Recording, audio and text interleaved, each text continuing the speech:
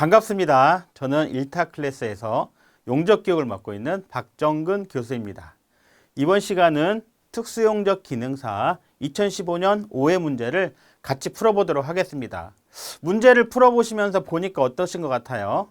네, 반복되는 문제들이 막 나오죠? 이번 회차 나오고 저번 회차도 나오고 비슷한 문제들이 막 계속 반복되는 걸 알 수 있습니다. 왜 그러냐면요. 이 문제가 문제은행식으로 돼 있기 때문에 그래요. 어떤 한 문제에 비슷한 문제를 여러 문제를 이렇게 만들어 놓고요. 회차마다 이렇게 꺼내 쓰는 형식이에요. 그러니까 비슷한 문제가 계속 반복될 수밖에 없는 거죠. 그럼 우리는 어떻게 해야 될까요? 네, 그렇죠. 반복되는 것들은 절대 틀리면 안 되겠죠. 잘 나오는 걸 어떻게 해요? 이번에 나오고 저번에 나온 건 또 나올 확률이 높기 때문에 그런 거는 집중적으로 공부를 하셔야 되겠죠? 네, 맞습니다. 1번부터 보겠습니다. 피버과크 용접 결함 중 용착금속의 냉각 속도가 빠르거나 모재의 재질이 불량할 때 일어나기 쉬운 결함으로 가장 적당한 것은 무엇일까요? 이 결함 문제는 3문제 정도 항상 출제되죠. 우리가 총 60문제 중에서요. 36개만 맞으면 합격이잖아요. 그런데 약 3문제가 나와요. 근데 이 결함 문제는 다 맞출 수가 있거든요. 그러면 36개 중에 3개니까 10% 정도 되는 거예요. 네, 반드시 알아야 되겠죠. 또 용접하시다 보면은 이 결함에 대해서 알아야 결함이 안 나오게 할 수 있겠죠. 자, 용입불량 볼까요? 용입불량이란 거는 뭔가 녹지 않은 거예요. 두 판을 V홈 맞대기 용접을 한다고 할 때요. 이렇게 이면비도 하고 체온비도 하고 표면비도 해야 되는데 뭔가 여기가 안 녹고 여기 녹았는데 여기가 일부분 안 녹아버리는 거예요. 이렇게 안 녹은 거를 용입불량, 용융불량이라고도 합니다. 자, 언더컷 뭘까요? 언더컷. 언더컷은 용접을 했는데요. 이 표면이 요렇게 파먹어 버린 거예요. 요 부분 이런 데 같은데 파먹어 버린 거예요. 자, 오버랩은 뭘까요? 용접을 했는데요. 너무 막 흘러내려 버린 거예요. 이렇게 막 흘러내려 버린 거. 이런 거 오버랩이라고 했죠? 자, 그러면 선상 조직은 무엇일까요? 선상 조직은 여기 설명되어 있는 거 봤습니다. 용착금속의 냉각 속도가 빠르거나 모재의 재질이 불량할 때 용접을 했는데요. 이렇게 용접을 했어요. 자, 이렇게 용접을 했어요. 우리가 이렇게 용융부죠. 녹은 거잖아요. 근데 이 부분에 용융된 부분에서 빨리 식으면서 여기에 이렇게 눈 모양, 서리 모양의 이런 것들이 생겨요. 서리처럼. 이걸 뭐라고 그래요? 선상 조직이라고 그래요. 이거 불량입니다. 답은 4번이 되겠습니다. 2번, 다음 각종 용접에서 전격 방지 대책으로 틀린 거예요. 항상 문제를 끝까지 읽으셔야 된다 했죠. 틀린 거 한번 골라볼까요? 홀더나 용접봉은 맨손으로 취급하지 않는다. 취급하면 안 되겠죠? 이 전격 방지라는 게 뭔 말이에요? 전기 충격을 방지한다는 내용이죠. 그러니까 맨손으로 만지면 큰일 나겠죠. 장갑 끼고 하세요. 두 번째, 어두운 곳이나 밀폐된 구조물에서 작업 시 보조자와 함께 작업한다. 이거 굉장히 중요합니다. 용접 작업은 반드시 2인 1조 이상으로 가서 용접을 하셔야 돼요. 왜냐면은 용접하다가 문제가 생길 수도 있잖아요. 또 용접 하시는 분들은 대부분 면을 이렇게 쓰고 하잖아요. 면을 쓰고 하니까 주변이 안 보여요. 그래서 위험 요소가 생기더라도 인지할 수가 없거든요. 그러면 옆에서 같이 하시는 분이 말해줄 수도 있겠죠. 네, 그래서 반드시 2인 1조 이상으로 가서 용접하셔야 됩니다. 혼자 가서 일하면 되나요? 안 돼요. 큰일 납니다. 세 번째, CO2 용접이나 미구 용접 작업 도중에 와이어를 2명이 교대로 교체할 때는 전원을 차단하지 않아도 될까요? 아닙니다. 항상 와이어 바꾸실 때는 전원 차단하고 하세요. 답은 3번이겠네요. 4번, 용접 작업을 하지 않을 때는 티그 전극봉은 제거하거나 노즐 뒤쪽으로 밀어넣는다. 이게 무슨 말일까요? 노즐이 이렇게 있잖아요. 티그 노즐이 있으면 텅스텐 전극봉이 이렇게 튀어나와 있잖아요. 용접 안 할 때 이거 집어 넣어놓거나 보통 빼놓거든요. 왜 그럴까요? 용접 안 할 때 이게 만약에 쿡 찌면 아플 수도 있잖아요. 다칠 수도 있잖아요. 그리고 또 이게 눌러지면은 여기서 고주파가 터지면서 전격의 해를 입을 수 있잖아요. 전기 충격의 해를 입을 수도 있잖아요. 그래서 반드시 제거해 놓으셔야 됩니다. 귀찮은데요? 그러면 안 돼요. 귀찮아도 빼놓으세요. 네. 3번, 피버과크 용접 작업의 안전사항 중 전격 방지 대책이 아닌 것은 이 한 회차에 이 전격 방지에 관련된 안전에 관련된 문제가 2개나 나왔죠. 왜 그럴까요? 중요하기 때문에 그래요. 왜 중요할까요? 사람이 죽고 살 수도 있잖아요. 그죠? 안전에 관련된 문제가 잘 나옵니다. 첫 번째, 아닌 거 고르라고 했네요. 첫 번째, 용접기 내부는 수시로 분해, 수리하고 청소를 하면 어떻게 될까요? 난리가 납니다. 용접기 만지지 마세요. 저도 용접기가 어떻게 되는지 잘 몰라요. 용접을 잘하는 거지 용접기를 잘하는 건 아니에요. 그럼 여러분들이 용접기를 이렇게 열어보시면 그 안에가 어떻게 되는지 알 수 있을까요? 물론 이거를 제작하신 분이라든지 설계하신 분은 모르겠지만은 용접기 대부분 열어봐도 그게 뭐가 뭔지 몰라요. 열지 마세요. 열었다가 만약에 이게 감전될 수도 있잖아요. 그죠? 네, 위험해요. 수리하고 청소는 누가 하면 되나요? 근데 이 용접기를 임대해주거나 대여해주거나 판 회사에 전화하시면 와서 다 청소도 해주고요. 수리도 해주고 다 해줘요. 여러분들 굳이 안 하셔도 돼요. 네. 절대 분해하시면 안 됩니다. 네. 다음을 읽어볼까요? 절연 홀더의 절연 부분이 노출되거나 파손되면 교체하세요. 장시간 작업을 하지 않을 때는 반드시 전기 스위치를 차단하셔야 됩니다. 4번 젖은 작업복이나 장갑, 신발 등을 착용하시면 안 돼요. 그래서 비 오는 날은 용접 잘 안 한다고 그랬죠? 비 오는 날은 또 어떻게 돼요? 기공이라는 게 발생할 수도 있잖아요. 그래서 또 막 젖고 그러니까 위험해요. 비 오는 날은 가급적이면 용접 안 하시는 게 좋습니다. 4번 용접부의 균열 중 모재의 재질 결함으로써 관계일 때 기포가 아변되어 생기는 것으로 설퍼 밴드와 같은 충상으로 편재해 있어 강제 내부에 노치를 형성하는 균열은 여기서 설퍼 밴드라는 게 나왔죠. 설퍼가 황이에요. 용접한 부위에 황이 이렇게 층상으로 있는 것을 설퍼 밴드 같은 층상이라고 할 수 있는 거죠. 그럼 이 자체 설명한 게 무엇일까요? 네, 라미네이션 균열이에요. 이 설명 자체가 라미네이션이에요. 외워두시면 되겠죠? 네. 루트 균열은 뭘까요? 루트 균열. 루트 균열은 자, V홈 맞대기 용접을 한다고 해볼게요. V홈 맞대기 용접을 하면 요거 뭐라고 그래요? 루트면이라고 하잖아요. 이 루트면에 여기서 이면비드를 만들었는데요. 이 루트면에서 균열이 생기는 거 루트 균열이라고 그래요. 자, 크레이터 균열은 뭘까요? 크레이터 균열이라는 것은 용접을 한번 해볼게요. 이게 모재예요. 모재입니다. 용접을 막 이렇게 후진법으로 하고 있어요. 그러면 용접하다가 끊어지는 부분 있잖아요. 이 부분이 이렇게 납작하게 되면서 이렇게 납작한 폭 파여진 부분을 뭐라 부를까요? 이거를 크레이터라고 하잖아요. 근데 이 크레이터를 옆에서 보면은요. 이렇게 보면은 이렇게 분화구 모양으로 되어 있어요. 이렇게 영어로 분화구를 크레이터라고 합니다. 그런데 이 크레이터 부분에서 항상 균열이 많이 생겨요. 또 안으로 피놀도 막 생기거든요. 그래서 크레이터 처리를 확실하게 해주셔야 됩니다. 피부 갖고 용접할 때는 이렇게 한번 용접 끝낸 다음에 한번 용접하고 또 용접하고 또 용접하고 해서 이렇게 두툼하게 만들어주고요. 티그 용접도 바로 탁 떼면 안 되죠. 예, 크레이터 전류를 누르신 다음에 좌우로 흔들어서 손 떼고 후듈가스를 막 뿜어줘야 되죠. 이런 크레이터 처리를 반드시 해주셔야 됩니다. 자, 5번 보겠습니다.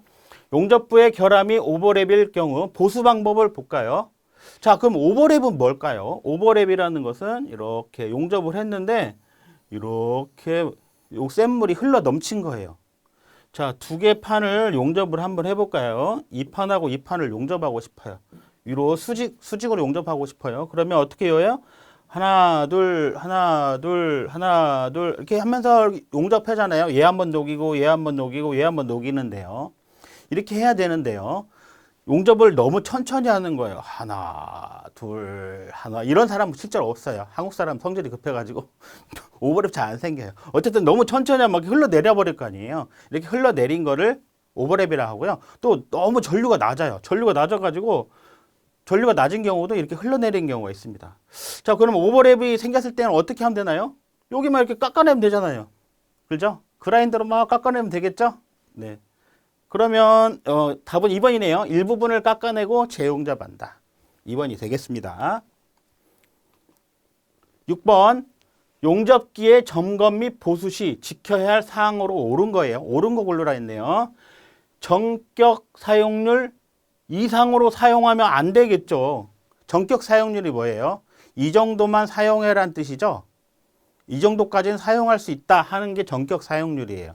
근데 그보다 더 사용하면 안 되겠죠. 두 번째, 탭 전환 시 반드시 아크 발생을 하면서 시행한다. 탭 전환형 교류아크 용접기 어떻게 돼 있는 거죠? 이렇게 코일이 감겨 있는 게요. 코일이 더 많이 감겨 있고요. 더 많이 감겨 있고 이렇게 감겨 있는 거죠. 여기다 탭을 꽂으면요. 전기가 올라가고 내려가고 하는 거죠. 이렇게. 그런데 주의할 거는 용접 중에 탭을 빼버리면 여기서 스파크가 바바박 튀는 난리가 나버립니다. 그러니까 탭을 전환할 때는 반드시 어떻게 해야 돼요? 용접하지 않을 때 탭을 전환하셔야 돼요. 아크 발생하면서 탭 전환하면 스파크가 튀고 난리가 납니다. 3번 2차 측 단자의 한쪽과 용접기 케이스는 반드시 어스를 해놔야 돼요. 이렇게 용접기가 이렇게 있으면은요. 여기 배전판이 이렇게 있잖아요. 배전판이 있으면 여기서 이렇게 220이든 380이든 전기가 들어오잖아요. 자, 그리고 여기서 이렇게 케이블이 나가서 플러스 마이너스 연결하잖아요. 그러면 이 외함하고요. 여기 배전판에 여기 어스 물리는 데 있잖아요. 여기하고 항상 이렇게 어스를 해 놓으셔야 돼요. 안 그러면 위험해집니다. 이 고전류가 할 때 사람 몸으로 통전될 수 있어요. 그러면 어떻게 돼요? 죽죠. 반드시 이렇게 어스 해 놓으셔야 돼요.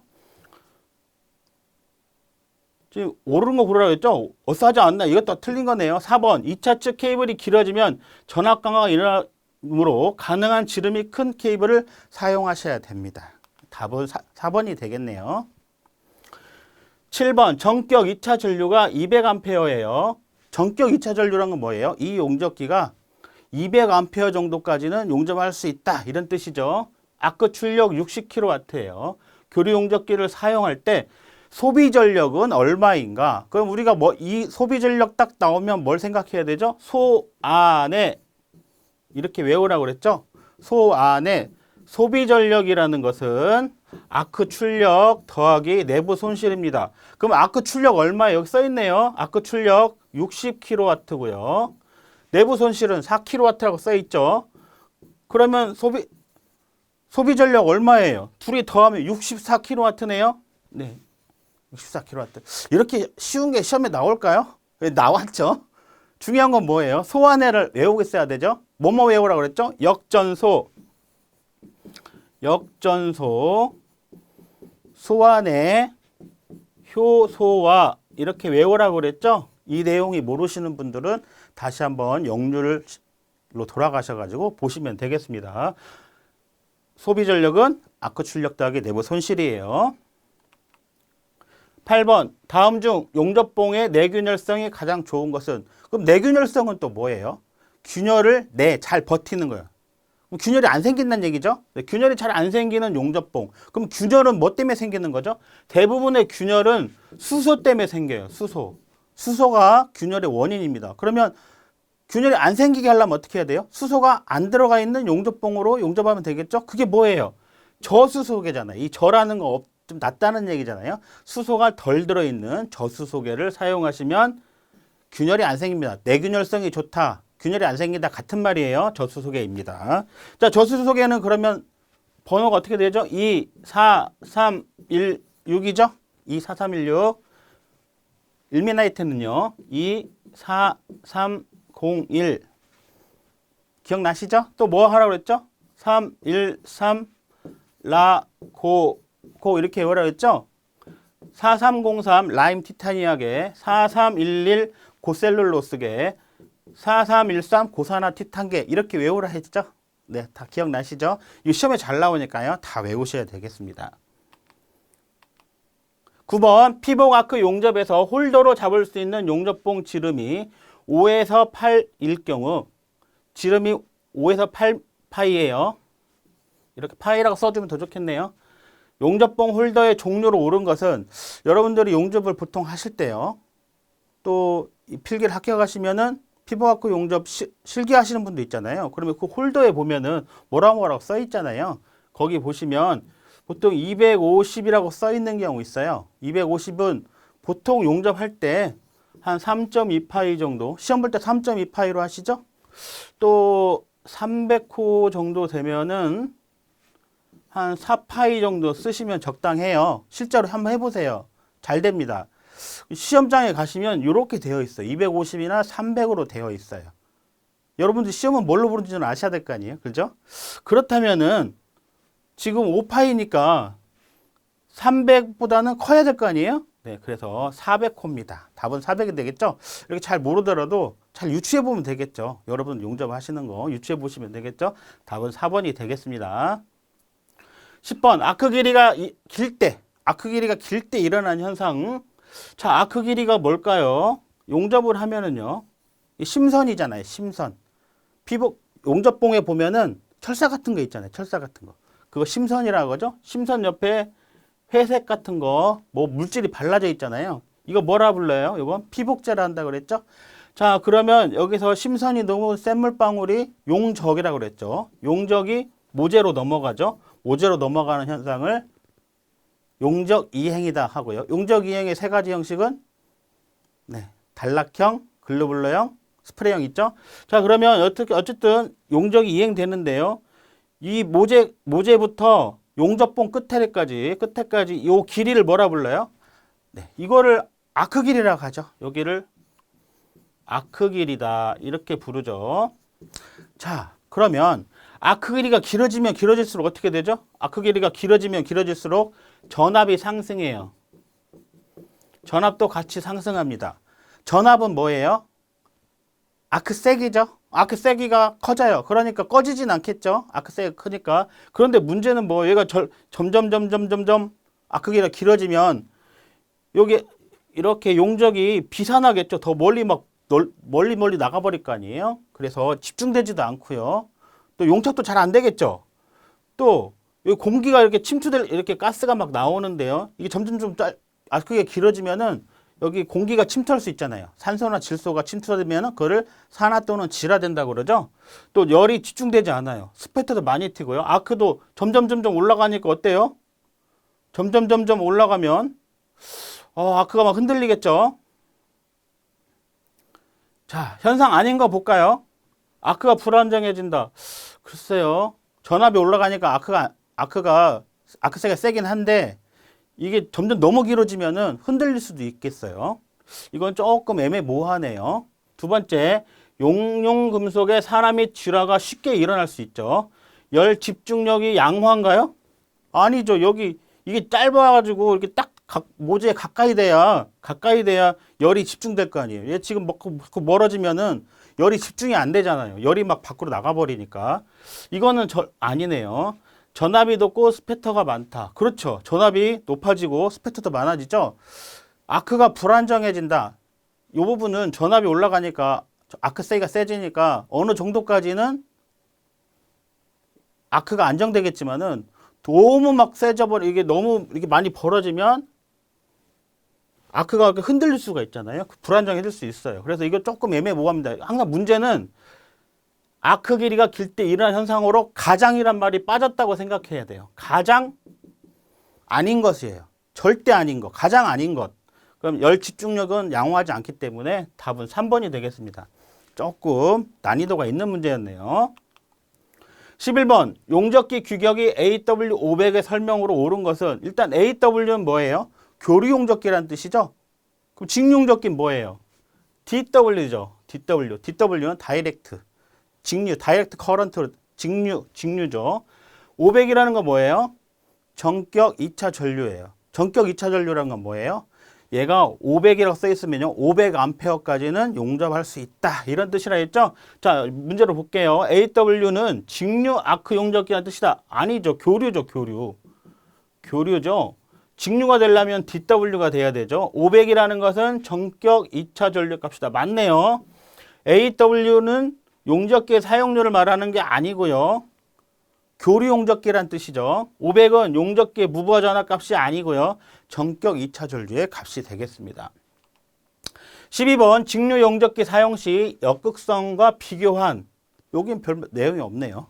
전극성의 특징으로 옳은 거예요. 문제가 뭐예요? 그러니까 전극성 특징을 골라내라는 거죠. 전극성은 뭘까요?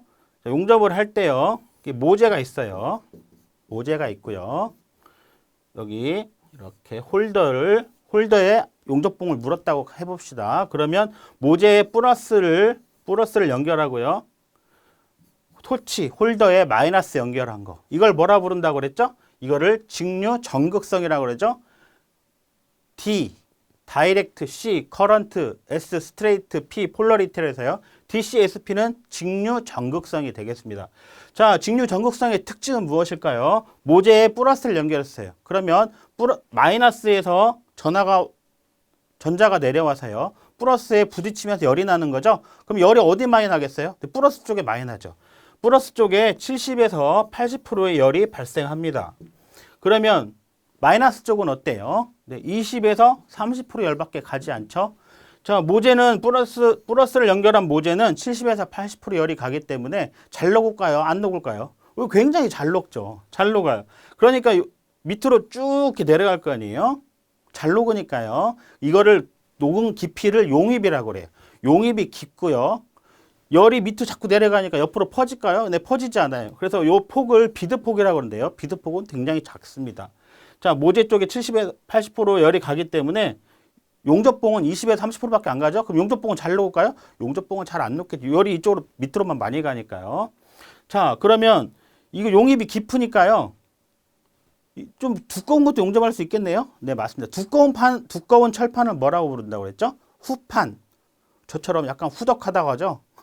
약간 두꺼운 걸 후판이라고 그래요. 후판 용접에 좋습니다. 문제로 가볼까요? 용접봉의 용융 속도가 빠르다. 이거는 직류 역극성이죠. 역극성의 특징입니다. 비드폭이 높다. 아니죠. 비드폭 좁죠. 비드폭이 좁으니까 이것도 역극성의 특징이 되겠네요. 묘제의 용입이 깊다. 맞습니다. 요중입이 깊죠. 네, 이거 맞네요. 박판, 주철, 합금강, 금속의 접합에 쓰인다. 이거는 직류 역극성이죠. 직류 전극성은 두꺼운 판, 후판 용접할 때 좋죠. 네, 답은 3번이 되겠습니다. 13번. 다음 중 부하 전류가 변하여도 단자 전압은 거의 변하지 않는 용접기의 특징은 이 이름이 다 여기 다 써 있죠. 네, 문제에 정보가 다 들어 있어요.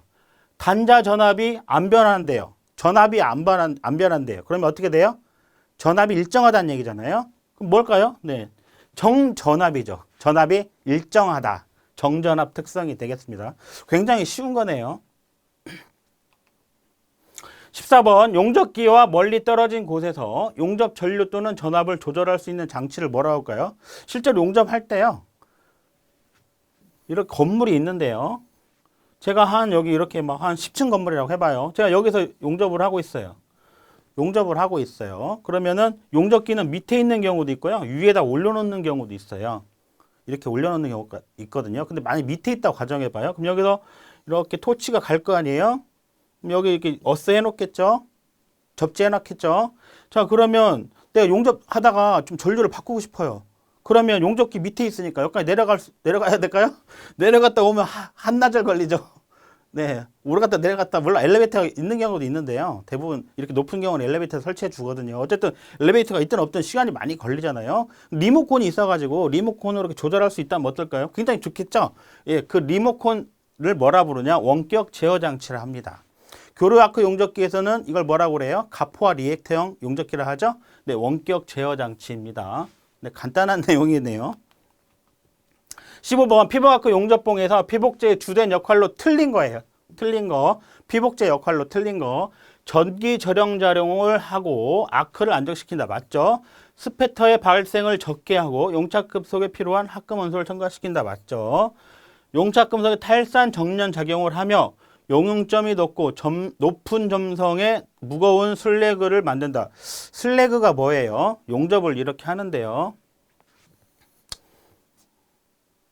이 모재예요. 모재인데 이렇게 용착금속이 있어요. 용착금속이 있죠? 이렇게 피부아크 용접을 하고 있다고 해봐요. 이렇게 용접을 하고 있는데 슬랙이 뭐예요? 여기 생기는 똥 같은 거 있잖아요. 이렇게 똥 같은 거. 이 슬랙이에요. 자, 여기 용융풀이 있죠. 용융풀에 슬래그가 무거우면 가라앉아 버릴 거 아니에요. 그럼 어떻게 돼요? 여기 섞여 버리잖아요. 그죠? 슬랙이 가벼워야 위로 올라가서 이렇게 덮어줄 거 아니에요. 그러니까 무거운 건 안 되겠죠. 네, 이거 답이 아닙니다. 4번. 모재 표면의 산화물을 제거하고 양호한 용접부를 만든다. 이 피복제 역할이죠. 답은 이 부분이 이상하네요.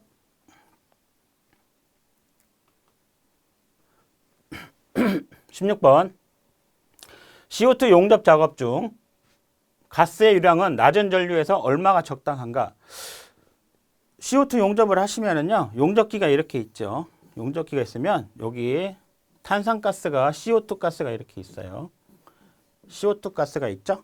CO2 가스를 여기서 이렇게 연결하는데요. 여기 보시면은 이렇게 생긴 장치가 있어요. 이거를 레귤레이터라고 하는데요. 유량 조절계고요. 유량계라고도 할 수 있겠는데요.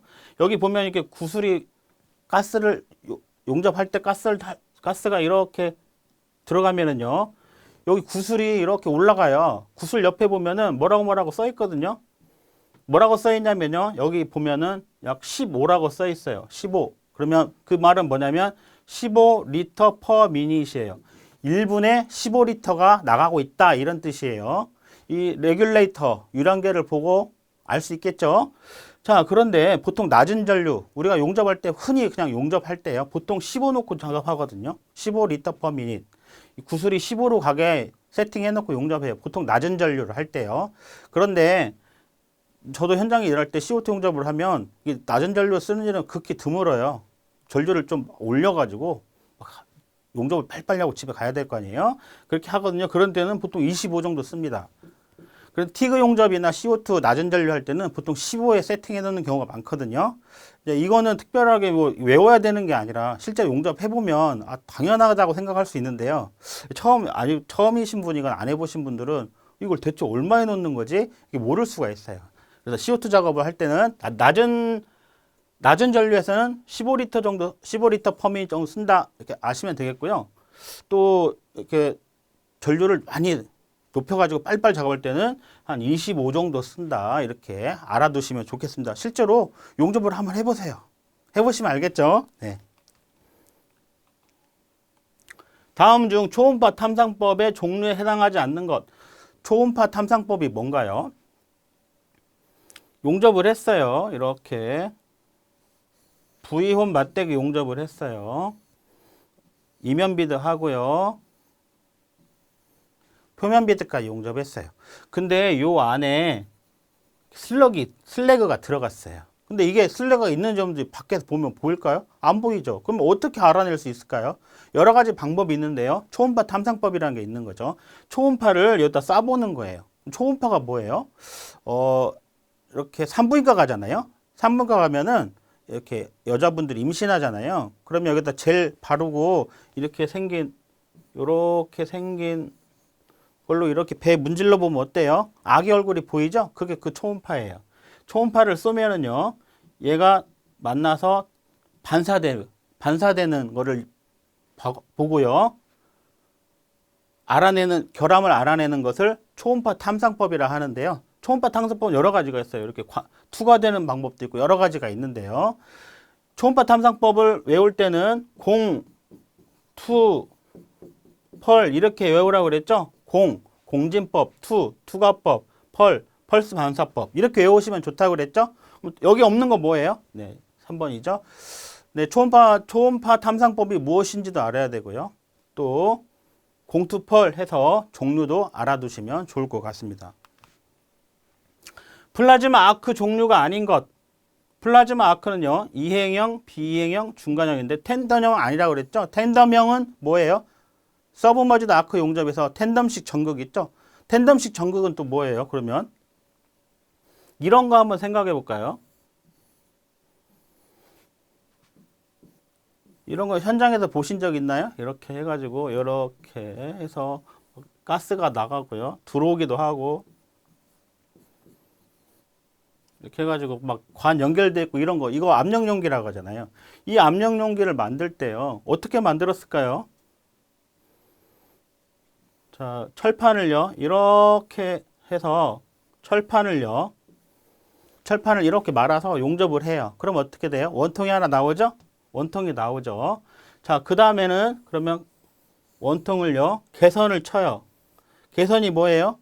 부위홈이 되게 이렇게 깎아내는 거. 원래는 이렇게 네모나는데 여기를 깎아낸 거. 이걸 뭐라고 그런다고 했죠? 이걸 개선 친다 한다 했죠? 개선을 쳐요. 개선을 친 다음에 옆에 뚜껑을 이렇게 만드는 거죠. 단조로 만들 수도 있고요. 여러 가지 방법으로 어쨌든 만들어 왔어요. 그리고 가접을 해요. 가접을 한 다음에 저희 같은 티그사들이 들어가서 이면 비드 만들고요. 이면 비드 작업하고 그다음에 체온 비드도 한 2, 3층 정도 채워놓고 오면은요. 여기다가 이렇게 계단 구조물을 만든 다음에요. 여기에서 서브머지드 아크 용접을 한다고 그랬죠? 서브머지드 아크 용접을 이렇게 하게 됩니다. 호퍼를 열면은 이렇게 용제가 밑으로 내려오죠? 그러면 여기에 와이어를 집어넣어서 여기서 막 용접이 되는 거. 이걸 뭐라 본다 그랬죠? 서브머지드 아크 용접이라고 그랬죠? 이걸 옆에서 보면은요. 이렇게 통이 이 원통이 계속 돌아가요. 이렇게 돌아가게 이렇게 터닝 로라라는 걸 놓고요. 돌리면 얘가 빙글빙글 돌아갈 거 아니에요? 그러면 여기서 이렇게 호퍼 이걸 옆에서 바라보면요. 호퍼를 놓고 이렇게 여기서 용접을 하는 거죠. 근데 한 개를 하는 것보다 용접하고 나면 여기다 호퍼를 하나 더 달아서요. 여기도 같이 용접하면 어떨까요? 좋겠죠? 빨리 끝날 거 아니에요? 이렇게 독립된 두 개의 전극을 시간차를 두고 이렇게 동시에 용접하는 거. 이걸 뭐라 부르냐면 텐덤식 전극이라 합니다. 서브머지드 아크 용접에서 텐덤식 전극이에요. 텐덤식 아크는 아니에요. 플라즈마 아크 종류가 아닌 거 4번이에요. 그러겠죠? 19번 서브머지드 아크 용접에서 동일한 전류 전압의 조건에서 사용되는 와이어의 지름의 영향 설명 중 옳은 거예요. 옳은 거 고르라고 했는데 이 문제가 좀 복잡하네요. 미국이 무슨 내용이냐면요. 서브머지드 아크 용접을 하는데 전류하고 전압이 동일한 거예요. 전류하고 전압을 그대로 놔두겠다는 거예요. 놔둔 상태에서 와이어가 어떻게 되느냐는 거죠. 첫 번째 볼까요? 와이어 지름이 크면 용입이 깊을까요? 와이어가 이렇게 생긴 거하고 이렇게 생긴 게 있다면 전류하고 전압이 같아요. 그럼 전류라는 건 무엇이죠? 용접봉 또는 모재를 녹이는 힘입니다. 그러면 전류가 일정이에요.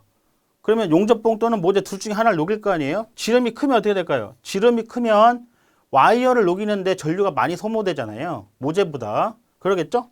근데 지름이 이렇게 가늘으면요. 용접봉을 녹이는데 전류값이 별로 안 들어가니까 모재를 많이 녹일 수 있겠죠? 와이어의 지름이 크면 용입이 깊지가 않겠죠. 와이어를 녹이는데 너무 많이 들어가니까요.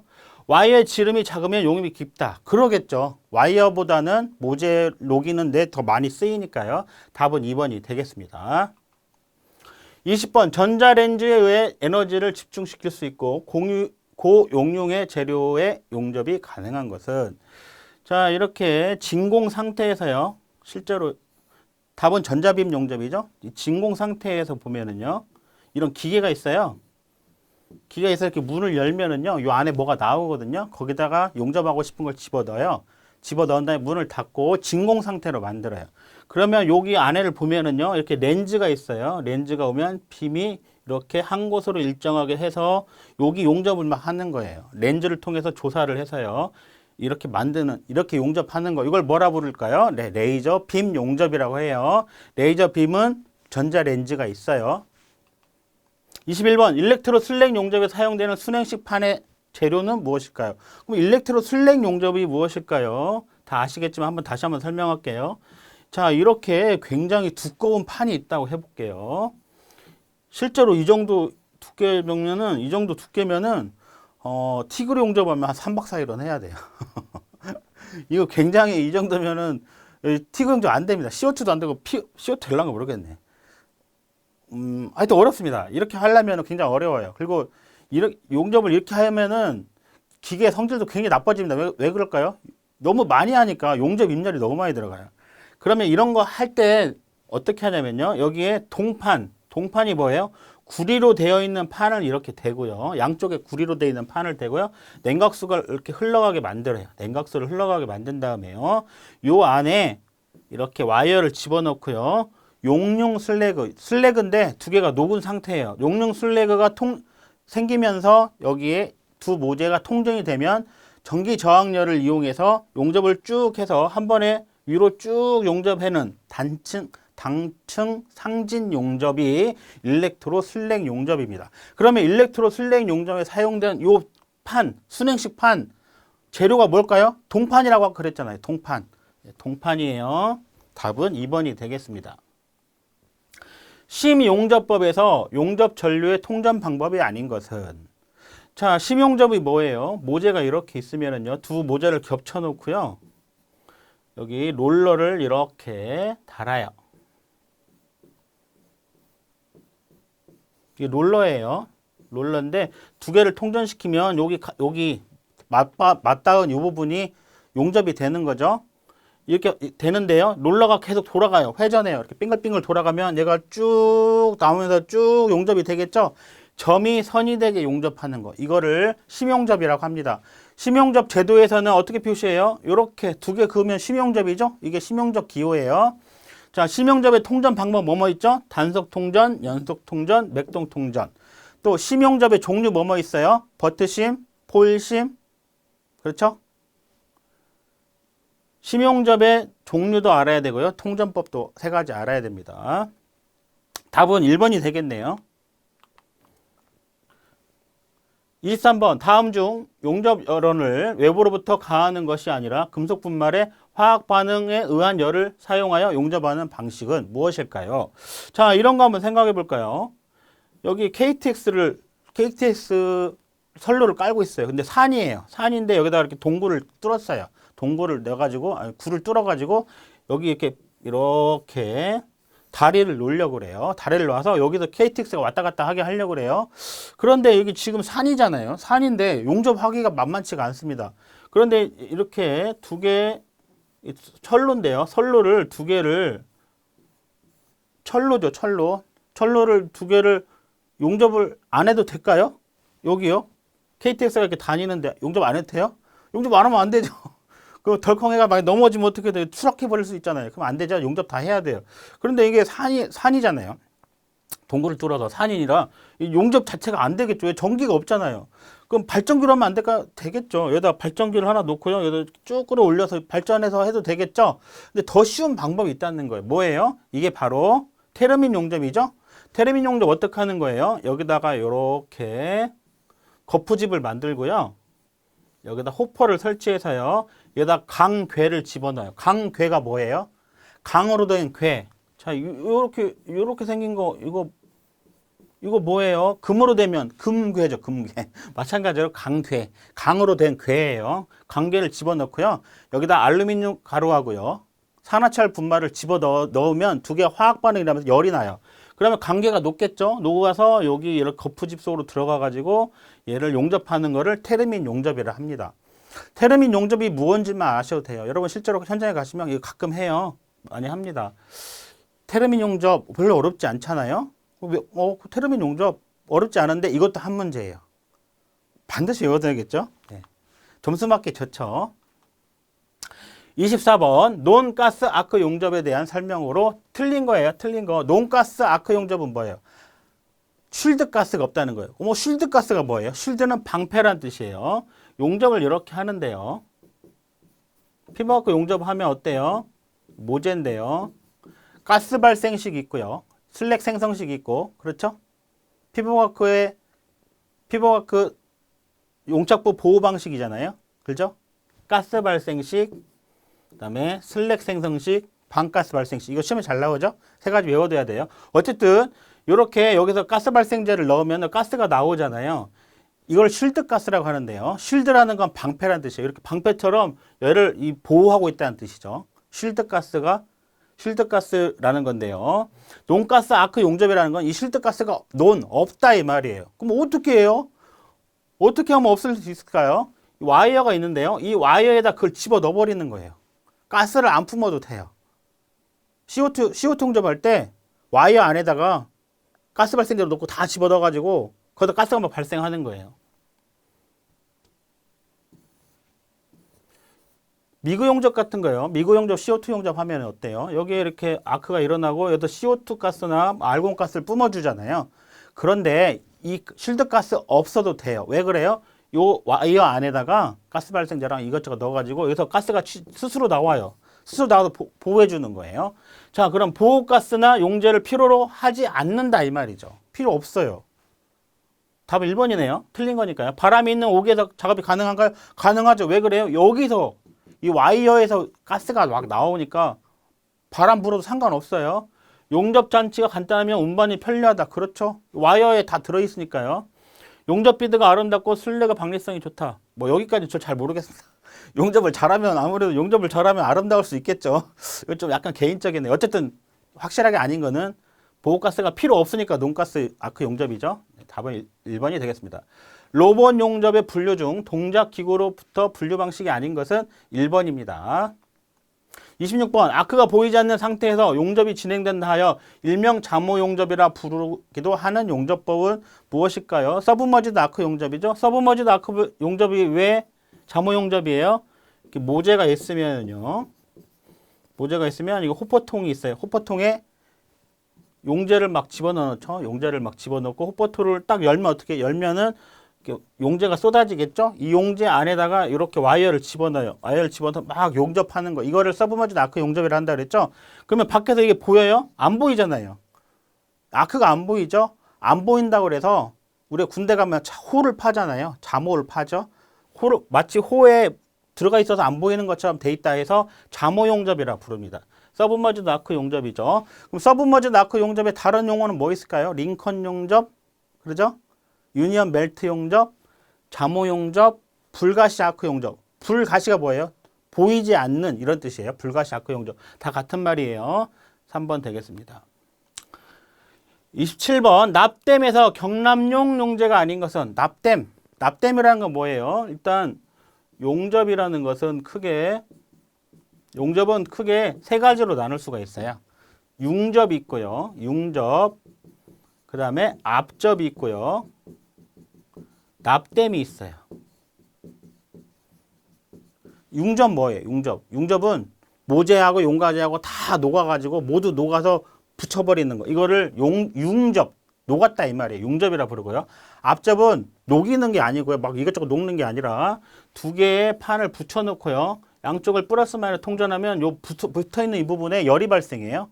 열이 발생하면 그때 확 눌러버려요. 가압을 한다 그랬죠? 확 눌러가지고 압을 가해서 붙인 것을 압접이라 합니다. 납땜은 뭐냐면요. 모재가 이렇게 있으면은요. 두 모재가 있으면은 이 모재는 녹지 않고요. 용가재가 뭐예요? 이거 넣는 철사같이 생긴 거 있잖아요. 용가재만 녹아서 두 개를 붙이는 거. 이런 거를 납땜이라 합니다. 자, 그러면 이 납땜에서요. 납땜 중에 450도 아까 말한 그 철사같이 집어넣는 그거를 납땜이라 하는 거죠. 450도씨 이하에서 녹으면 연납이라 부르고요. 450도 이상에서 녹으면 경납이라 부르죠. 경납이라고 부르는데요. 450도 이하에서 녹는 연납은 용접할 때요. 이 와이어에다가 뭐 이렇게 발라서 한단 말이에요. 그 바르는 게 뭐냐 이 말이죠. 그걸 용재라고 하는데요. 용재는 연납은 염산 또 염화물들이 있습니다. 염화 땡땡땡 하는 염화물들이 있고요. 경납은 450도 이상에 녹는데 붕산, 알칼리 이런 것들이 경납용 용재입니다. 자, 그러면 경납용 용재가 아닌 거 붕산, 알칼리니까 답은 3번. 3번 염산은 뭐예요? 연납용이죠? 네. 28번 다음 중 또 나왔네요. 연납의 특성에 관한 설명을 틀린 거 아까 설명했으니까요. 바로 문제 풀어볼게요. 연납 때문에 사용하는 용가재를 연납이라 하죠. 주석납이에요. 450도 이하에서 녹아야 되는데요. 하나밖에 없어요. 거의 대부분. PB가 납이거든요. 납하고 주석. SN이 주석이거든요. 주석납 하나밖에 없습니다. 두 개 몇 도씩 녹아요? 183도씩 녹거든요. 450도 이하에서 녹잖아요. 3번 기계적 강도가 굉장히 낮아요. 그래서 강도를 필요로 하는 분은 적당하지가 않습니다.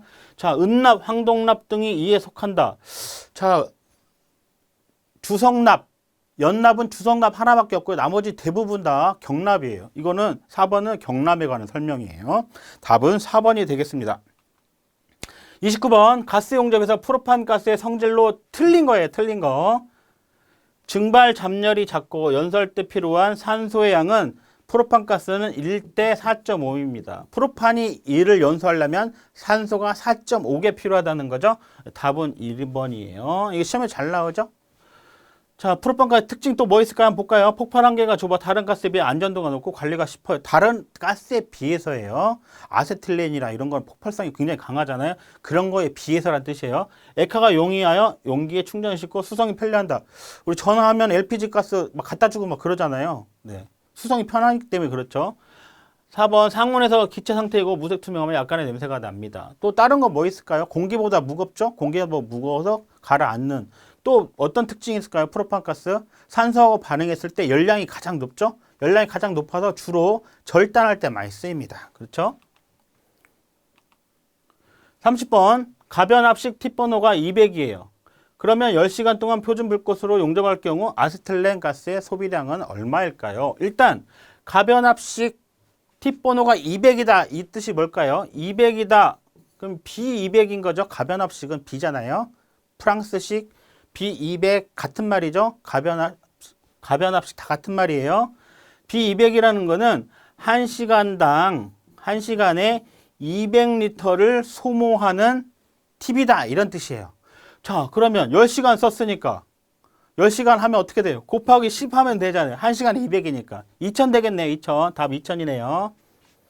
이렇게 쉬운 게 시험에 나오나요? 네, 시험에 나옵니다. 너무 걱정하지 마세요.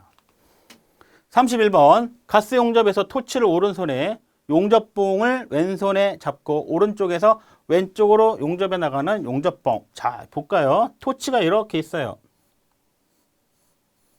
이렇게 해서 지금 토치에서 화염이 나오고 있어요. 자, 오른손으로 이걸 잡았어요. 토치를 이렇게 해서 오른손으로 잡았어요. 자, 왼손에는 용접봉을 이렇게 집어 넣으면서 이게 모재예요. 넣으면서 이렇게 용접을 하고 있어요. 지금 아크 방향이 화염의 방향이 어느 쪽이죠? 앞쪽이잖아요. 그런데 오른쪽에서 여러분 보시기에 이게 오른쪽에서 왼쪽으로 이렇게 이쪽이 오른쪽이죠? 이쪽이 왼쪽이잖아요. 오른쪽에서 왼쪽으로 용접하는 이걸 뭐라 부르냐 이런 거죠. 자, 화염의 방향하고 용접의 진행 방향이 같으면 뭐라고 한다고 했죠? 전진법. 화염의 진행 방향 또 아크의 진행 방향하고 진행 방향이 반대인 경우 후진법이라고 한다고 그랬죠? 답은 1번 전진법이 되겠습니다. 32번 수중 절단 작업을 할 때 가장 많이 사용되는 가스는 수소죠. 수소하면 수중 절단, 수중 용접이죠. 네. 수소 있네요. 네. 이 수중 절단이나 수중 용접을 하시는 분은 일반 용접사보다 돈을 몇 배를 더 법니다. 그리고 이 작업은 스킨 스쿠버 자격증도 있어야 되고요. 실제로 잠수해서 하는 거잖아요. 돈도 더 많이 받고 또 이거를 하는 사람이 많지가 않습니다. 또 이게 접근하기가 어려워요. 일반 사람들 서로 잘 안 시켜주겠죠? 이 좋은 걸 왜 자기들끼리 하지 알려주겠어요? 여러분도 한번 도전해 보세요. 33번 아크에어 가우징법의 작업 능률은 가스 가우징법보다 몇 배 높은가? 예, 2배, 3배 정도 높죠? 네, 2배, 3배 정도 높아요. 가스 절단면의 표준 드래그 길이는 판 두께 몇 프로가 적당할까요?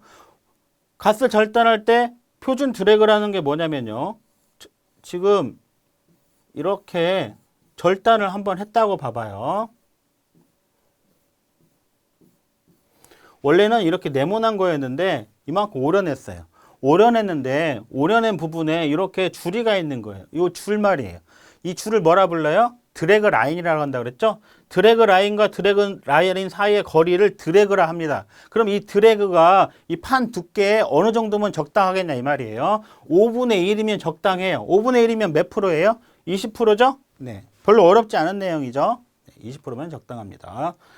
35번 각종 금속의 용접부의 예열온도에 관한 설명으로 가장 틀린 거 고르라 했네요. 1번 고장력과 저하근강 주철의 경우 용접 홈을 50에 350도로 예열한다. 2번 영광을 0도 이하에서 용접할 경우 영광은 보통 예열하지 않아요. 예열하지 않는데 특별히 0도 이하 이렇게 너무 추운 경우 있잖아요. 이런 경우 야드에서 그러니까 벌판에서 용접할 때 이럴 때요. 이음의 양쪽을 100mm 정도를 40에 75도로 예열합니다. 실제로 많이 합니다. 그리고 예열하면은 그 안에 습기 같은 게 다 날아가요. 용접하면 좋겠죠? 추우니까 뜨거운 거하고 차가운 게 만나면 습기가 생기잖아요. 그래서 예열해 놓으면은 그 안에가 습기가 날아가는 게 눈으로 보여요. 습기가 들어가면 뭐가 결함이 생기죠?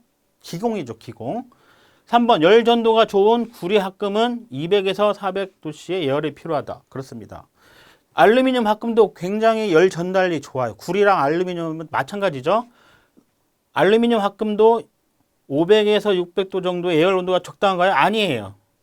알루미늄 합금도 약 200에서 300도 정도 예열하시면 됩니다. 왜 그럴까요? 알루미늄 합금 몇 도씨에 녹아요? 알루미늄 660도에 녹잖아요. 근데 600도로 예열하면 녹아버리잖아요. 다 녹아버리잖아요. 말이 안 되는 거예요. 답은 4번이에요.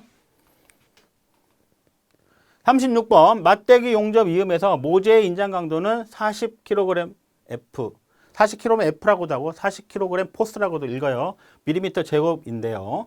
용접 시험편의 인장 강도가 45kg F 밀리미터 제곱 밀리미터 제곱이라고도 하고요. 밀리미터 스퀘어라고도 읽어요. 이때 이음 효율은 얼마일까요? 이음 효율이라는 것은요. 이음 효율은 허용되는 인장 강도분이에요. 모재의 인장 강도죠. 모재의 인장 강도분의 실제로 용접부의 인장 강도예요. 용접부의 인장 강도인데 용접부의 인장 강도를 어떻게 알아요? 용접 시험편을 만든 거죠. 용접한 부위 시험편을 만들어서 해본 거예요. 그럼 인장 강도가 지금 얼마예요? 모재 인장 강도가 40이잖아요. 40분의 용접 시험편의 인장 강도는 45니까 답이 얼마가 될까요? 계산해 보시면 되겠죠? 공학용 계산기는 가지고 들어갈 수 있어요. 핸드폰으로 절대 할 수 없어요. 핸드폰 울리면 탈락돼요. 2년간 시험 볼 수 없어요. 부정행위로 간주되기 때문에요. 핸드폰은 반드시 반납하고 시험 보셔야 돼요. 그리고 핸드폰으로 계산한다 생각하시면 안 되고요. 이거 손으로 계산할 수 있을까요? 손으로도 가능해요. 나는 공학 계산기 꼭 굳이 안 사고 싶은데 그럼 안 사셔도 되긴 하는데 사시는 게 좋겠죠. 사가지고 계산하는 게 더 빠르잖아요. 37번 아크 용접에서 피닝을 하는 목적으로 가장 알맞은 것은 무엇일까요? 자, 이 판하고 이런 철판이 있어요. 이 철판을 용접하고 싶어요. 자, 가접을 했어요. 가접을 하고요. 용접을 한번 해보겠습니다. 하나, 둘, 하나, 둘, 하나, 둘 이렇게 하는 거 운봉한다고 그런다고 그랬죠? 운봉을 해서 수직으로 올렸어요. 전부 올렸어요. 용접이 이렇게 됐죠. 용접이 되고 나면 여기에 어떤 일이 벌어지냐면요. 얘가 막 이렇게 쉬고 싶은 성질이 들어있는 거예요. 그걸 뭐라고 그래요? 잔류응력이라고 한다 그랬죠.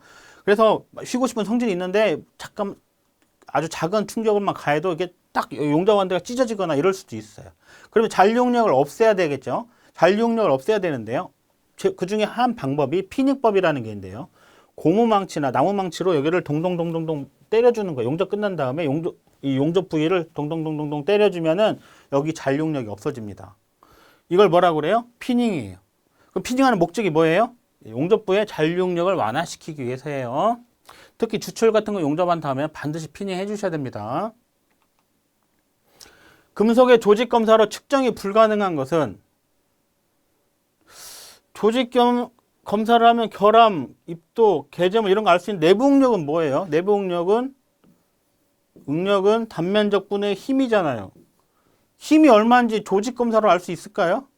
아니죠. 내부 응력이네요. 내부 응력이 뭔지만 알아도 문제를 풀 수 있는 거죠. 용접 입열이 일정한 경우 열 전도율이 큰 것일수록 냉각수가 빠른데 열 전도율이 가장 높은 건 뭐예요? 구리잖아요. 구리. 면심 입방격자. 면심 입방격자인 것들 뭐뭐 있죠? 면심 입방격자, 구리, 또 AG, 은, AU, 금, AL, 알루미늄 이런 것들이 면심 입방격자잖아요. 이런 것들이 열 전도율이 굉장히 높습니다. 순서대로 외워두시면 되겠어요. 40번 면심 입방격자 어떤 성질이 가공성을 좋게 하는가? 그럼 면심 입방격자라는 건 뭐예요? 이렇게 현미경으로 봤더니요. 금속을 봤더니 이렇게 큐빅 모양으로 되어 있는데요. 여기 이 면마다 이렇게 하나씩 들어있는 거예요. 면에 심, 마음 심자예요. 면에 마음심, 마음이 들어있다 해서 면심 입방격자예요. 그럼 면심 입장자를 영어로 하면은요. 면이 뭐예요? 페이스, 얼굴 페이스요. 페이스, FCC라고 합니다. 페이스 센터드 큐빅이에요. FCC라고 불러요. 그러면 면심 입방격자는 주로 뭐뭐 있어요? 방금 설명했지만 구리, CU, 또 AG, 은, AU, 금, AL, 알루미늄 이런 것들이 면심 입방격자인데요. 면심 입방격자 이런 금속의 특징이 뭐예요? 열 전달률이 좋고요. 열 전달률이 좋다는 것은 전기 전달률이 좋다 같은 말이죠. 열도 잘 전달하고 전기도 잘 전달해요. 두 번째 특징이 뭐죠? 전연성이 좋죠. 전연성. 전연성이라는 건 뭐예요? 전성이라는 것은 이렇게 딱딱딱딱 누르면은요. 눌러서 망치로 두들기면 얇게 펴지는 성질을 전성이라고 그래요. 이런 거 어디 좋을까요? 귀금속 만들면 좋잖아요. 금을 이렇게 막 망치로 두들기면 쫙 펴지니까 그걸로 왕관도 만들고 그럴 수 있잖아요. 이런 걸 전성이라고 그래요. 연성은 뭐냐면 길게 늘어나는 성질을 연성이라고 그래요. 그럼 이거 어디 좋을까요? 귀걸이에다가 만들면 좋잖아요. 귀걸이 딱 하면 좋죠. 전연성이 좋은 건 주로 뭐예요? 그러니까 네, 금은 동 순이겠죠? 금은 동 이런 것들이 전연성이 좋습니다. 그러면 면심 입방격자의 어떤 성질이 가공성을 좋게 할까요? 가공한다는 건 뭐 만드는 거잖아요. 전연성이 되겠죠? 네, 답은 3번이에요. 면심 입방격자의 이름도 아셔야 되고요. 또 이 형태도 아셔야 돼요. 그림도 아셔야 되고요. 또 여기 보면은 네 가지 금속 시험에 잘 나오는 거죠. 또 특징도 좀 아시면 좋겠습니다. 이런 건 시험에 잘 나오니까요. 41번 자기 변태가 일어나는 점을 자기 변태점이라면 이 온도를 무엇이라 할까요? 퀴리라는 사람이 발견했는데요. A2 변태점이죠. A2 변태점 768도에서 768도씨에서요. 강자성체가 상자성체로 바뀌는 걸 발견했어요. 누가 발견했을까요? 퀴리라는 사람이 발견했어요. 그래서 이것을 자기 변태점이다 이렇게 불러요. 자기 변태점을 퀴리점이라고 하고 A2 변태점 768도가 되겠습니다. 42번 탄소 함량 3.4, 규소 함량 2.4인 함량 0.6% 주철의 탄소 당량은 얼마일까요? 자, 탄소 당량은요. 탄소 함량 더하기 3분의 규소 함량 더하기 인 함량입니다. 자, 그러면 어떻게 돼요? 3.4 더하기 3분의 3이 돼서 이것은 1이잖아요. 그래서 4.4가 됩니다. 답 4.4예요. 이런 거는 조금 어려운 문제죠? 이렇게 푼다. 이 정도만 알고 계시면 될 것 같아요. 43번 다음 중 조직 중 경도값이 가장 낮은 건 무엇일까요? 답은 오스테나이트예요. 경도라는 건 뭐예요? 딱딱한 거예요. 제일 무른 게 뭐냐는 뜻이죠? 그러면 제일 경도값이 높은 건 뭘까요? 마르텐자이트죠. 두 번째로 높은 거는 베이나이트, 세 번째는 소르바이트, 오스테나이트 이렇게 되겠네요. 네, 그러니까 이게 지금 이렇게 된 거죠. 경도가 이렇게 경도가 얘가 제일 높고요. 높고 오스테나이트가 제일 낮아요. 답은 4번이 되겠습니다. 44번 열처리의 종류 중 항원 열처리 방법이 아닌 것은 항원 열처리 딱 하면 나오는 게 뭐 있죠? 오마마타 이렇게 외우라고 그랬죠? 오마마타. 항온은 뭐예요? 온도를 일정하게 유지하면서 열처리하는 걸 항온 열처리라고 하죠. 오마마타, 오스템퍼링, 마퀸칭, 마템퍼링, 타임 퀸칭 이렇게 한다고 그랬죠? 오마마타 외우시면 되겠습니다. 이거 오마마타 하나만 외워도 한 문제 맞는 거예요. 어닐링 아니네요. 45번 문주메탈에 대한 설명으로 옳은 것은 자, 문주메탈 뭐예요? 황동이잖아요. 황동은 또 뭐예요? 황동. 아황산가스 이렇게 전 외운다고 그랬죠? 황동은 아황산가스. 황동이라는 것은 구리에다가 아황산 아연을 넣은 것을 황동이라 한다 그랬죠? 그런데 구리가 60%이고 아연이 40% 넣은 걸 육사황동이라고 하고요. 구리를 70% 넣고 아연을 30% 넣은 거를 73황동. 구리를 80% 넣고 아연을 20% 넣은 거 뭐라 불러요? 파리황동이라고 하죠. 네, 그래요. 파리황동은 뭐예요? 문주메탈이잖아요. 아니, 파리황동은 뭐예요?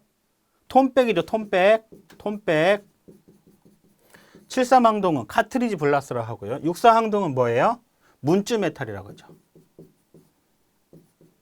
문주메탈. 64황동이 문주메탈이에요. 자, 그러면 1번 90에서 10%의 합금으로 톤백의 대표적인 거다. 톤백 파리황동이라면서요. 네, 톤백은 정확하게 이게 5에서 아연이 5에서 20%까지를 톤백이라고 보통 합니다. 이것도 맞는 말이에요. 두 번째, 이거 아니네요, 이거. 73 합금으로 가공용 항동에서, 이거 아니네요. 이거는 뭐예요? 카트리지 브라스라고 그랬죠? 73 항동. 3번, 70% 구리, 30% 아연 황동에 주석 1% 함유한 걸 뭐라 한다 그랬죠? 에칠주 이렇게 그랬죠? 에드머럴티는 73 항동에 주석 1% 넣은 거다. 이렇게 외우라고 했잖아요. 기억나신가요? 네, 에칠주 아니에요. 에드머럴티예요. 4번 60% 구리, 40% 아연 합금을 합동 중 아연함이 가장 높은 거. 이거 문주메탈이잖아요. 답은 4번이에요.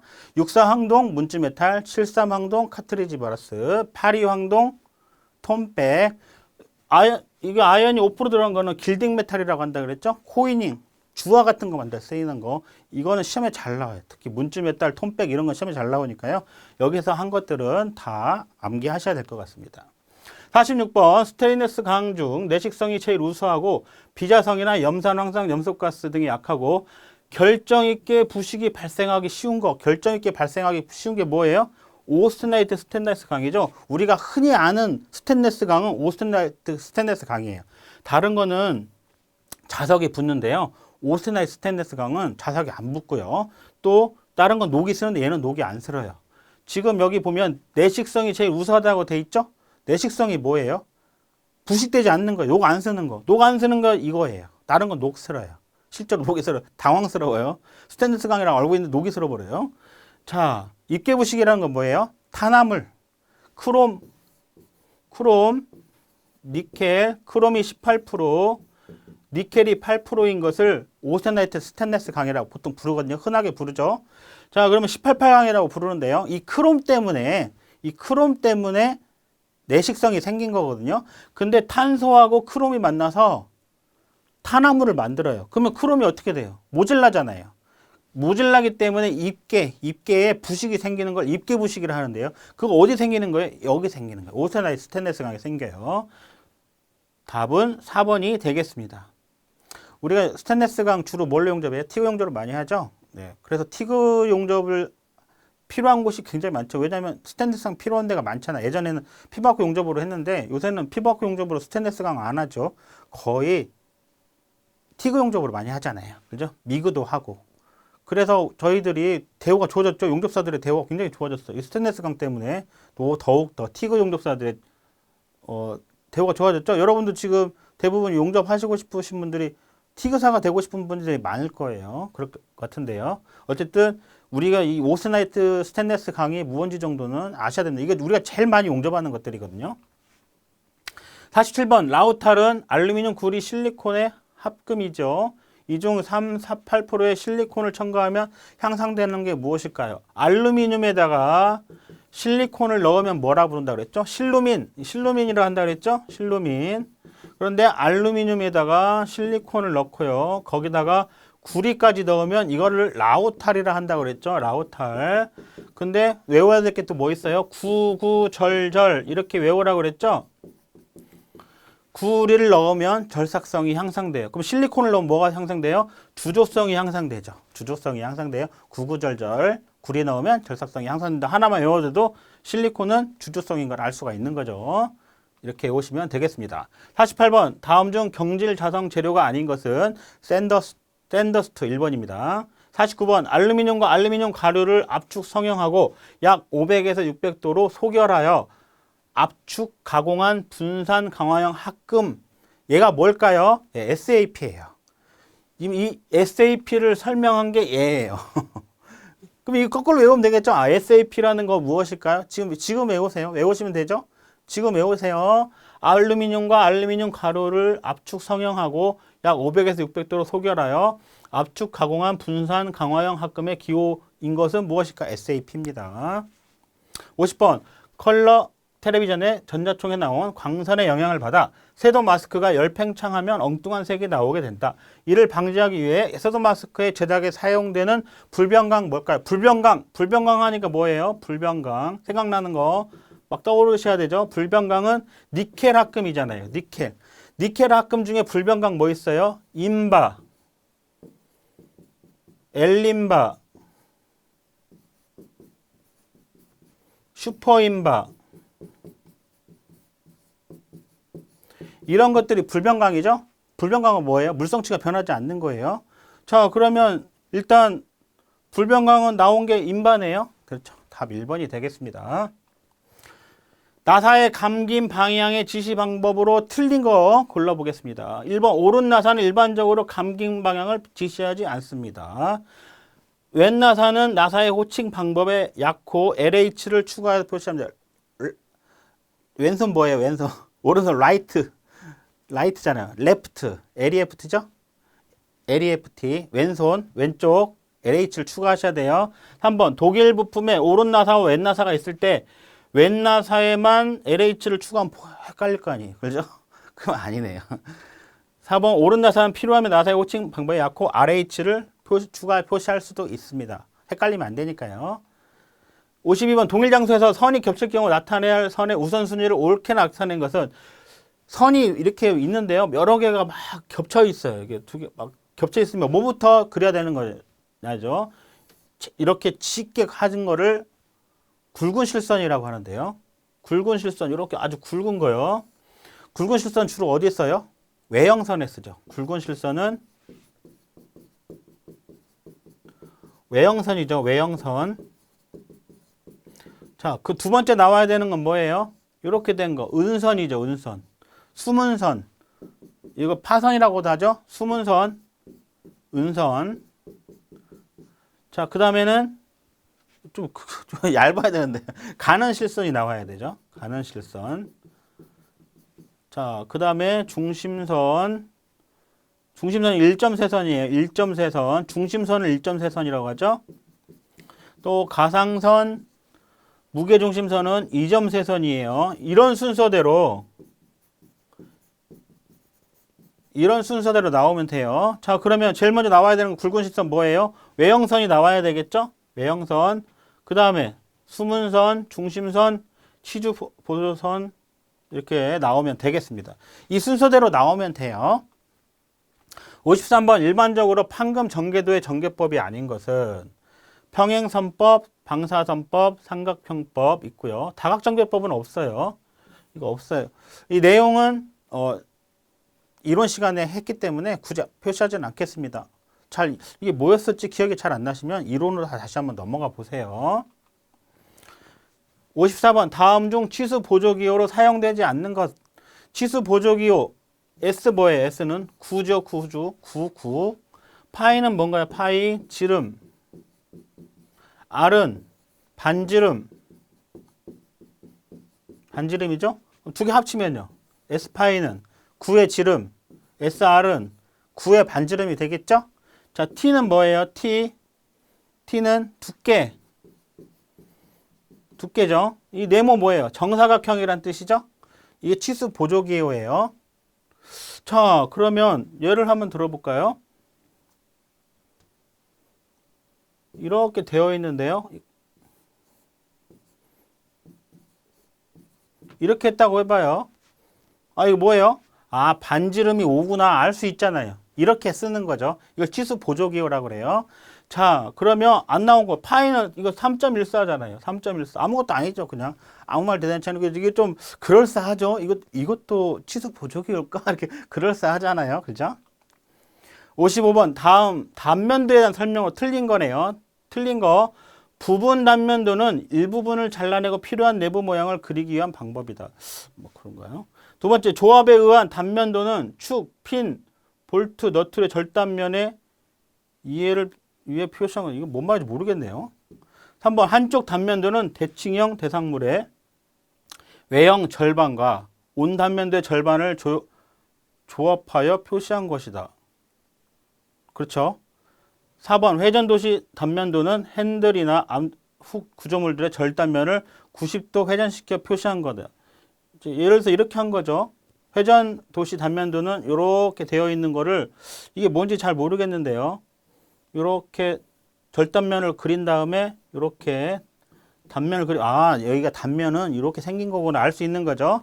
네, 답은 2번입니다. 이게 뭔 말인지 모르겠어요. 아무 말 대잔치 해놓은 거예요. 다음 중 유량계인 것은 무엇일까요? 자, 유량계 플루죠. F 유량계예요. 자, P는 뭐예요? P는 프레시오 압력계죠. 압력계. 압력계. 자, T는 뭐예요? T는 템퍼레처. 온도계, 온도계. 답은 뭔가요? 2번이죠? 네, 2번. F가 유량계예요. P는 압력계, T는 온도계. 시험에 잘 나오죠? 뭐 어렵지도 않잖아요. 그죠? 이게 현장에서 이게 필요한가요? 네, 맞습니다. 이렇게 해가지고 이 배관도를 그릴 때요. 배관도 이게 뭐예요? 후렌지로 이어라 뜻이죠? 이건 뭐예요? 아, 용접해서 이어라 이런 뜻이죠? 여기에 이렇게 P라고 있어요. 그러면 뭐예요? 아, 여기다가 압력계를 달아라 이런 뜻이죠? 네, 아셔야 되겠죠? 이거 많이 안 다루면 어떻게 돼요? 땡탈락 되겠죠? 다음 냉동장치의 배관 도면에 체크밸브를 구해볼까요? 체크밸브. 체크밸브는 얘죠. 이렇게 힌지가 있어서요. 물이 이쪽으로 유체가 이렇게 넘어갈 때는 넘어가는데요. 반대로 이렇게 유체가 갈 때는 이게 딱 닫혀버리는 거예요. 한쪽 방향으로는 가는데 반대 방향으로 못 가게 하는 거. 이거를 체크밸브라고 하죠. 자, 얘는 뭘까요? 얘는 버터플라이 밸브예요. 버터플라이 밸브라고 해서요. 이렇게 돌리면은요. 얘가 이렇게 돌아가요. 이런 식으로 돌아가요. 이렇게 하면 막히겠죠. 이렇게 하면 열리겠죠. 이렇게 하는 거를 버터플라이 밸브라고 하고요. 얘는 뭐예요? 자, 얘는 안전 밸브죠. 이거 스프링 같이 생긴 거 있잖아요. 이게 압이 막 차거나 뭐 이상이 생기면요. 이거 뚜껑이 탁 열리면서 압력을 밖으로 압력을 쭉 뽑아낸 다음에 다시 닫혀요. 안전 밸브라고 하죠. 얘는 뭐예요? 얘는 이렇게 하면 쉽다고 그랬죠? 이렇게 게이트 밸브라고 한다 그랬죠? 게이트 밸브. 여기 안 나온 것 중에 이런 거 뭐 있을까요? 이렇게. 이거 뭐예요? 아, 일이 들어가서 일이 나오는 거 90도 꺾이잖아요. 앵글이에요. 90도 앵글 밸브라고 하죠. 또 이건 뭘까요? 또 이런 거 한번 볼까요? 배관도가 있는데요. 이렇게 M이라고 되어 있어요. 이거 뭐예요? 아, 개폐를 모터로 한다 이거. 사람이 열고 닫는 게 아니라 모터로 열고 닫는 거. 이거 M이라고 씁니다. 답은 뭐예요? 그러니까 답은 4번이 되겠네요. 58번 삼각법으로 그린 투상도 중 잘못된 투상이 있는 것은 무엇일까요? 한번 볼까요? 자, 얘 한번 볼까요? 얘는 이 선 여기 보이죠? 이 선 보이고요. 이 선도 여기 보이고요. 이 선도 여기 보여요. 자, 여기 옆에서 보면 여기 안 보이는 건 은선으로 해야 되잖아요. 이거 두 개 있으니까 맞죠?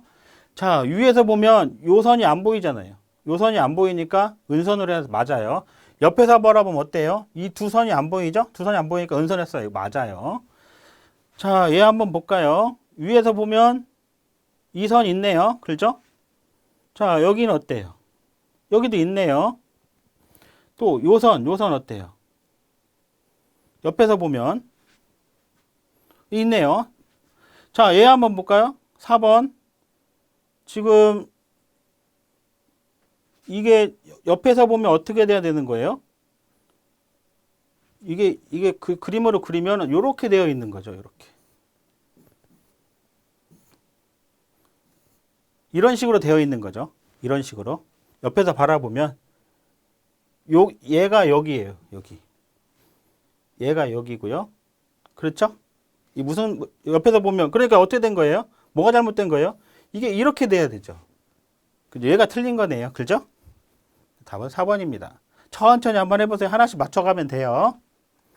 59번 다음 중 열간, 아변, 강판 및 강대. 열간하면 H가 들어가야 되겠죠? 뜨거우니까요. 핫이잖아요. 뜨거운 거. 내용 열간, 아변 및 강판 및 강대. 또 SPCC, SDS, SPB 뭔지 밑에 쭉 제가 책에 써놨어요. 요약해놨거든요. 이거 다 외워두시면 좋습니다. 현장 가면 실제로 쓰는 거예요. 60번 그림과 같은 도면의 해독으로 잘못된 거예요. 잘못된 거. 이렇게 하니까 좀 어렵잖아요. 근데 요걸 이렇게 한번 생각해 보세요. 11-파이 10 드릴 이렇게 하면 쉬워요. 아, 이게 뭐예요? 아, 11개가 있는데요. 이 지름이, 구멍의 지름이, 드릴의 지름이 10인. 아, 그런 거구나. 이렇게 쉽잖아요. 이 파이 하나만 넣으면 쉽죠? 이렇게 외워두시면, 이해하시면 편하겠습니다. 그러니까 이게 지금 이 구멍이 몇 개 있다는 거예요. 총 11개가 있다는 얘기죠. 자, 그러면 구멍 사이의 피치라는 게 뭐예요? 거리. 구멍 사이 거리는 50입니다. 맞죠? 구멍 사이 거리. 구멍의 지름은 얼마일까요? 10. 맞네요. 자, 전체 길이는 계산해 볼까요? 4번 구멍의 수는 11개인가? 11개 맞잖아요. 답은 3번이네요. 자, 그럼 전체 길이는 얼마큼 될까요? 일단 여기서부터 여기까지는 얼마예요? 25, 25에서 50이죠. 여기서 여기까지만 구하면 되잖아요. 그죠? 여기서 여기까지만 구하면 되죠? 여기는 50이에요. 50. 여기서 여기까지 구멍에서 구멍 사이에는 50이에요. 근데 구멍이 두 개일 때는 거리가 얼마예요? 50이에요. 구멍이 하나 더 있다고 해봐요. 이렇게. 3개요. 구멍이 3개일 때는 거리가 얼마예요? 50이니까 100이 되잖아요. 아, 그러니까 총 구멍이 11개니까요. 얼마가 될까요? 그러면 얼마가 될까요? 네, n-1 곱하기 50이 되죠? 그러니까 11개니까 500이 되겠네요. 자, 그러면 전체 길이는 얼마예요? 여기서까지 500이니까 50하고 500을 더해서 500 더하기 50이 되니까 550이 돼야 되죠? 답은 3번이 아니네요. 천천히 보시고요. 이 문제 핵심은 요거예요. 파일을 넣어보면 쉬워요. 왜냐면 이게 10개를 하라는 건지 11개를 하라는 건지 헷갈리잖아요. 네, 그래서 드릴 앞에 있는 거에다가 파일을 붙이시면 이해하시기가 쉽습니다. 이렇게 해서 다 같이 한번 풀어봤습니다. 고생들 많으셨고요. 다음에 또 뵙도록 하겠습니다. 감사합니다.